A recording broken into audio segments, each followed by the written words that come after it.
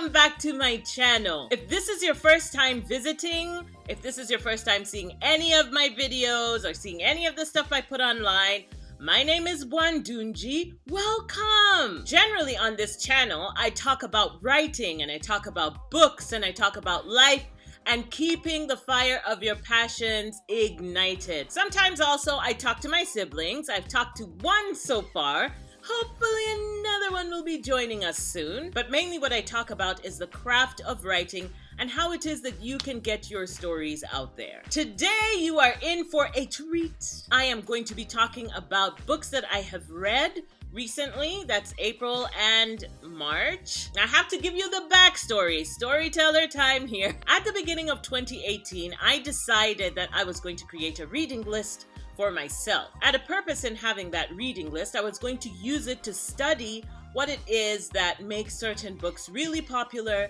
I was also going to find out what it was that interested me in a book when I read the blurb at the back and whether it actually lived up to its expectations. So that was all sort of part of what I was going to be studying for 2018 to help make my stories stronger and to learn some things from people who have already written theirs to understand then how it is that I could make my story better. So I made this whole long reading list and posted it online like, this is what I'm going to be reading. One book a week. I have not been faithful to this list. I have cheated on this list. Mainly it's because I get distracted. Like when Children of Blood and Bone was coming out, I could not read Children of Blood and Bone, but I'd already filled up all the weeks of the year with books. So where was Children of Blood and Bone going to just jam it in there? 3 of the stories I'm going to be talking about today are not on that list because Bwandunji went and got distracted. The first story that I want to talk about is called The River Doll, and it was written by Tariro Ndoro and published in the Omenana magazine, which is an online magazine of speculative fiction from African minds. The story is about a young girl who has been chased by her brothers. She hides by the banks of a river and plays in the clay there and fashions a doll for herself.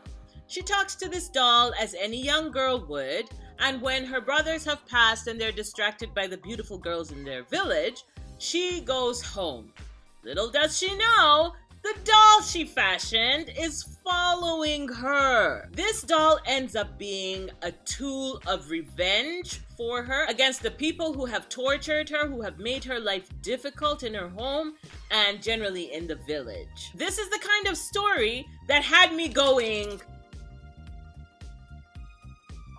but I couldn't stop talking about this story, and the reason why it absolutely grabbed me is that this story is at its roots and in its heart is African. You know how you can read stories and sometimes if you swapped out the characters, the story would just remain the same. This did not happen for The River Doll. It could not just be any story anywhere. This was a completely African story. We know the aunties who are like some of the aunties in that book. Even though it was a short story, the characters were very much believable and their motivations were understandable. And that is always something that I'm looking for in a story. I enjoyed this story, as you can no doubt tell. This story is available for you to read. The link is in the description box below. The second book that I want to talk about is New Moon's Arms, that was written by Nalo Hopkinson. And this is my first Nalo Hopkinson, I'm embarrassed to say, since she writes in my genre about people that I want to write about. It was mind-blowing. I thoroughly enjoyed this story. This story is about a woman in her middle age who has just lost her father, and she's at a time in her life when she's going through menopause. And every time she has a hot flash, something that was lost reappears. Also, this story is a story of reconciliation between her and her daughter and the father of her daughter, who happens to be a gay man. Woven in that story is the story of mermaids, of black mermaids. The main character of this story was given the name Chastity, but she got pregnant when she was young and decided that wasn't the name she wanted to be called. So she insisted instead on being called Calamity. And boy, oh boy, did that name fit. This woman did not give 2 shits. She did not care who you were or what you wanted or any of that. She did not give 2 boop boop. She didn't. I loved Calamity. I loved the way that she reacted. Her character was very, very believable. Even when you knew that she was going to do something stupid, she was who she was at every stage. She learned some things by the end of the book, and I encourage you to read it. It is hilarious, it is heartwarming, and it is wonderful. Thank you, Nalo Hopkinson. I really enjoyed New Moon's Arms. The third story that I want to talk about is one that actually was on my reading list. It is Want by Cindy Pon. It is a story of environmental degradation and a story of a group of young people, young scientists and adventurers. There happens to be an oligarch of sorts who's selling suits to everybody. So in order to survive and to breathe clean air, you have to be able to afford this very expensive suit. So most of the people are dying from respiratory diseases and cancers. One of the young people disguises himself as one of the rich people who could afford a suit and goes in to infiltrate so they can take down the company that is selling suits. So Jason's motivations are understood, and Dayu, who is his love interest, her motivations are understood. It was very similar in the feelings that it gave me to a book written by Pierce Brown, I think his name is, Red Rising, where the person disguises themselves and goes into the rich people's whatever so that they can take everybody down or whatever.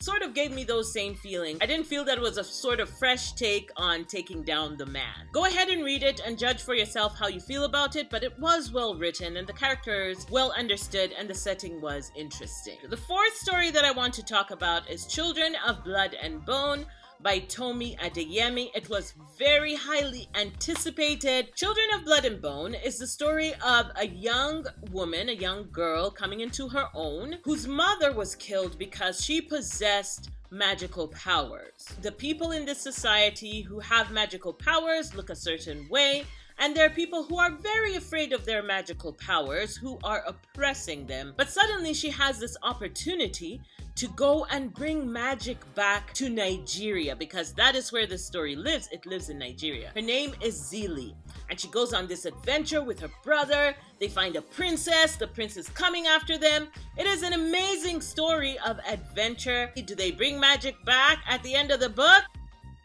You're going to have to read it to find out. The magic of Children of Blood and Bone is that she has chosen to discuss so many issues that African people, whether we are at home or in the diaspora, come against, like colorism or oppression of a certain group of people because they look a certain kind of way. The characters of this book are very well developed. My feelings around Children of Blood and Bone are slightly complicated. There was something that I wanted it to be. When I was told that this was a story about magic and about African gods, and I thought that there were going to be African gods involved in this with a kind of desires that they have, and we didn't get to see those. In saying that, it's also important to understand that there cannot be one person who tells all the stories to satisfy all the Africans. It's a huge continent. So if you felt like I did, then it's our responsibility to tell those stories